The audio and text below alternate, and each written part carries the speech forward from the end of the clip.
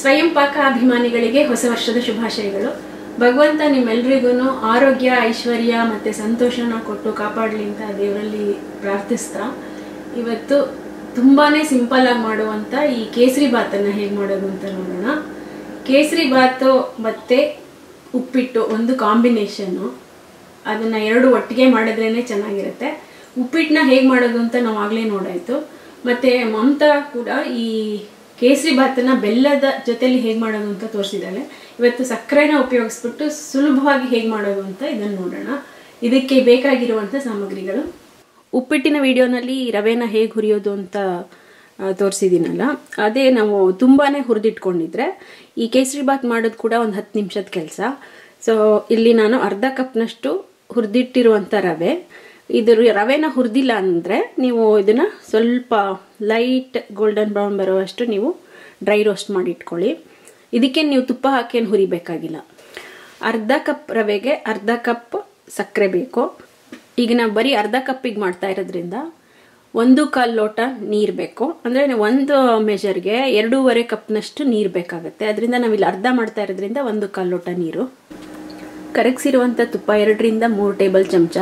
ಆ್ಯಕ್ಚುಲಾಗಿ ನೀವು ಇದನ್ನು ಜಾಸ್ತಿ ಬೇಕಾದರೂ ಹಾಕೋಬೋದು, ಆದರೆ ಮಿನಿಮಮ್ ಇಷ್ಟು ಬೇಕೇ ಬೇಕು.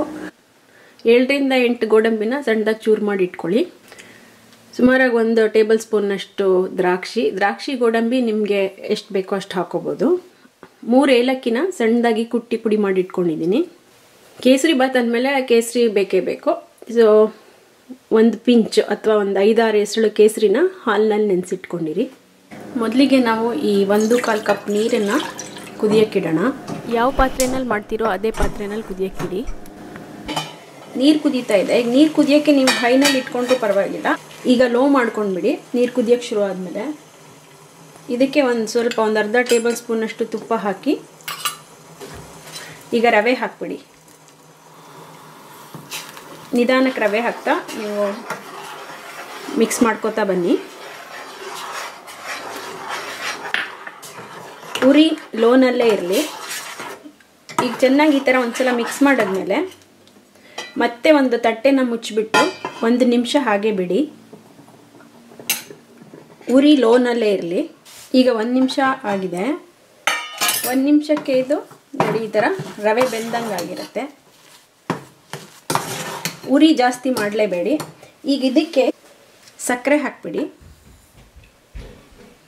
ಈ ಕೇಸರಿನ ಒಂದ್ಸಲ ಕೈನಲ್ಲೆಲ್ಲ ಮ್ಯಾಶ್ ಮಾಡಿಬಿಟ್ಟು ಇದನ್ನು, ಅಂದರೆ ಕಲರ್ ಬಿಡುತ್ತೆ ಈ ಥರ ಮಾಡೋದ್ರಿಂದ, ಅದನ್ನು ಹಾಕಿ ಕುದಿರುವಂಥ ಈ ಕೇಸರಿ ನೀರನ್ನು ಸ್ವಲ್ಪ ನೀರು ಹಾಕ್ಬಿಟ್ಟು ಅದನ್ನು ಹಾಕಿ ಮಿಕ್ಸ್ ಮಾಡಿ. ಈ ಸಕ್ಕರೆ ಹಾಕಿದಾಗ ಈ ಕೇಸರಿ ಬಾತ್ ಸ್ವಲ್ಪ ನೀರಾಗತ್ತೆ, ಏಕೆಂದರೆ ಸಕ್ಕರೆ ಎಲ್ಲ ಕರಗುತ್ತಲ್ಲ ಅದರಿಂದ.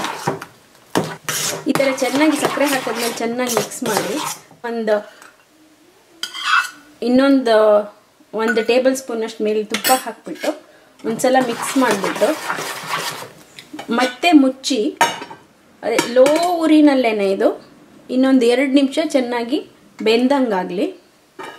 2-2.5 ನಿಮಿಷ ಆಯಿತು ನೋಡಿ. ಈ ಥರ ಪೂರ್ತಿ ಬೆಂದಿರುತ್ತೆ. ಒಂದ್ಸಲ ಚೆನ್ನಾಗಿ ಮಿಕ್ಸ್ ಮಾಡಿ. ಆ್ಯಕ್ಚುಲಾಗಿ ನಿಮಗೆ ಈಗ ನಾವಾಗಲೇ ಸುಮಾರಾಗಿ 1.5 ಟೇಬಲ್ ಸ್ಪೂನಷ್ಟು ತುಪ್ಪ ಹಾಕಿದ್ದೀವಿ. ಸೊ ಇಷ್ಟೇ ತುಪ್ಪ ಸಾಕು ಅಂದರೆ ಸಾಕು, ಹಾಗೆ ರುಚಿಯಾಗಿರುತ್ತೆ. ಇಲ್ಲ ನಿಮಗೆ ಇನ್ನೊಂದು ಸ್ವಲ್ಪ ಅಂದರೆ ನಿಮಗೆ ಹೋಟೆಲಲ್ಲಿ ಚೌ ಬಾತ್ ಅಂತ ಕೊಡ್ತಾನಲ್ಲ ಕೇಸರಿ ಬಾತು ಮತ್ತು ಉಪ್ಪಿಟ್ಟನ್ನು, ಆವಾಗ ಅಲ್ಲಿ ತುಂಬಾ ತುಪ್ಪ ಹಾಕಿರ್ತಾರೆ. ನಿಮಗೆ ಬಾಳೆ ಎಲೆ ಮೇಲೆ ಕೊಟ್ಟಾಗ ತುಪ್ಪ ಇಳಿತಾ ಇರುತ್ತೆ. ನಿಮ್ಗೆ ಆ ರುಚಿ ಬೇಕು, ಆ ಟೆಕ್ಸ್ಚರ್ ಬೇಕು ಅಂದರೆ ಧಾರಾಳವಾಗಿ ಇನ್ನೊಂದು 2 ಟೇಬಲ್ ಸ್ಪೂನ್ ನೀವು ತುಪ್ಪ ಹಾಕ್ಬೋದು. ನಾನಿವಾಗ ಇನ್ನೊಂದು ಮುಕ್ಕಾಲು ಟೇಬಲ್ ಸ್ಪೂನ್ ಹಾಕ್ತಾಯಿದ್ದೀನಿ. ಸೊ ಇಲ್ಲಿ ಒಟ್ಟು ನಾನಿಲ್ಲಿ 2.25 ಟೇಬಲ್ ಸ್ಪೂನಷ್ಟು ತುಪ್ಪನ ಉಪಯೋಗಿಸಿದ್ದೀನಿ ಕೇಸರಿ ಬಾತಿಗೆ. ನೀವು ರವೆ ಬೇಯಿಸಬೇಕಾದ್ರೆ ಸಕ್ಕರೆ ಹಾಕಬೇಡಿ. ಹಂಗೆ ಹಾಕಿದಾಗ ಇದು ರವೆ ಚೆನ್ನಾಗಿ ಬೇಯಲ್ಲ. ಸೊ ನೀವು ಸಕ್ಕರೆ ಹಾಕೋಕ್ಕೆ ಮುಂಚೆ ಅದು 1-2 ನಿಮಿಷ ಹಾಗೆ ಮುಚ್ಚಿಬಿಟ್ಟು ನೀವು ಬೇಯಿಸ್ಬೇಕು ಅದನ್ನು. ಆವಾಗಲೇ ಕೇಸರಿ ಬಾತ್ ಚೆನ್ನಾಗಾಗೋದು. ಸಕ್ಕರೆ ಹಾಕಿ ನಾವು 1-2 ನಿಮಿಷ ಇಡ್ತೀವಲ್ಲ ಹಾಗೆ ಮುಚ್ಚಿ, ಅದಾದಮೇಲೂ ನಿಮಗೆ ನೀರಾಗಿದೆ ಅನಿಸಿದ್ರೆ ಈ ಥರ 1-2 ಸಲ ಚೆನ್ನಾಗಿ ಸಣ್ಣ ಊರಿನಲ್ಲೇ ಫ್ರೈ ಮಾಡಿಬಿಡಿ. ಈ ಥರ 1-2-3 ಸಲ ಮಿಕ್ಸ್ ಮಾಡಿದ್ರೆ ನೀರೆಲ್ಲ ಹಿಂಗೆ ಹೋಗುತ್ತೆ. ಮತ್ತು ನೋಡಿ ಇವಾಗ ಈಗ ಬೇಸಿಕ್ ಕೇಸರಿ ಬಾತ್ ರೆಡಿಯಾಗಿದೆ. ಈಗ ಇದನ್ನು ಆಫ್ ಮಾಡಿಬಿಟ್ಟು ಏಲಕ್ಕಿ ಹಾಕಿ ಮಿಕ್ಸ್ ಮಾಡಿ, ಈ ಮಾಡ್ತಾನೆ ನೀವು ಗೋಡಂಬಿ ದ್ರಾಕ್ಷಿನ ಹುರಿದಿಟ್ಕೋಬೋದು. ನಾನಿನ್ನು ಇಲ್ಲಿ ಹುರಿದಿಲ್ಲ, ಅದರಿಂದ ಇದನ್ನು ಹೀಗೆ ಮುಚ್ಚಿಬಿಟ್ಟು ಪಕ್ಕಕ್ಕಿಟ್ಟು ಒಗ್ಗರಣೆ ಸೌಟಿಗೆ 1-2 ಟೀ ಸ್ಪೂನ್ ತುಪ್ಪ ಹಾಕಿಬಿಟ್ಟು ಬಿಸಿಗಿಡಿ.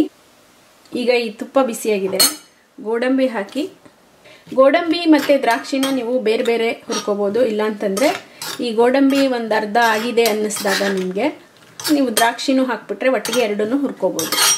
ಕೇಸರಿ ಬಾತ್ಗೆ ಕೆಲವರು ಹಾಲೂ ಹಾಕ್ತಾರೆ, ಬಟ್ ಅದರ ಅವಶ್ಯಕತೆ ಇಲ್ಲವೇ ಇಲ್ಲ. ಆ್ಯಕ್ಚುಲಾಗಿ ನೀವು ಇಷ್ಟೇ ಸಿಂಪಲ್ಲಾಗಿ ಈ ಥರ ಮಾಡಿದ್ರೂ ತುಂಬ ಚೆನ್ನಾಗಿರುತ್ತೆ. ಈಗೊಂದು ಇದು ಅರ್ಧ ಆಗಿದೆ, ಇದಕ್ಕೆ ದ್ರಾಕ್ಷಿ ಹಾಕಿ, ದ್ರಾಕ್ಷಿ ಎಲ್ಲ ಸ್ವಲ್ಪ ದಪ್ಪ ಆಗೋ ಹೊತ್ತಿಗೆ ಈ ಗೋಡಂಬಿ ಕೂಡ ಪೂರ್ತಿಯಾಗಿರುತ್ತೆ. ಈಗ ನೋಡಿ ದ್ರಾಕ್ಷಿಗಳು ಎಲ್ಲ ಊದಿದೆ ಮತ್ತು ಗೋಡಂಬಿನೂ ಕರೆಕ್ಟಾಗಿ ಆಗಿದೆ. ಇದನ್ನು ಆಫ್ ಮಾಡಿಬಿಟ್ಟು ಈ ಕೇಸರಿ ಬಾತ್ ಮೇಲೆ ಹಾಕೋಣ. ಈಗ ಸುಲಭವಾಗಿ ಮಾಡುವಂಥ ಕೇಸರಿ ಬಾತ್ ತಯಾರು. ನಾವಿಲ್ಲಿ ಈಗ ಅರ್ಧ ಕಪ್ ರವೆನ ಉಪಯೋಗಿಸ್ಬಿಟ್ಟು ಕೇಸರಿ ಬಾತ್ ಮಾಡಿರೋದು.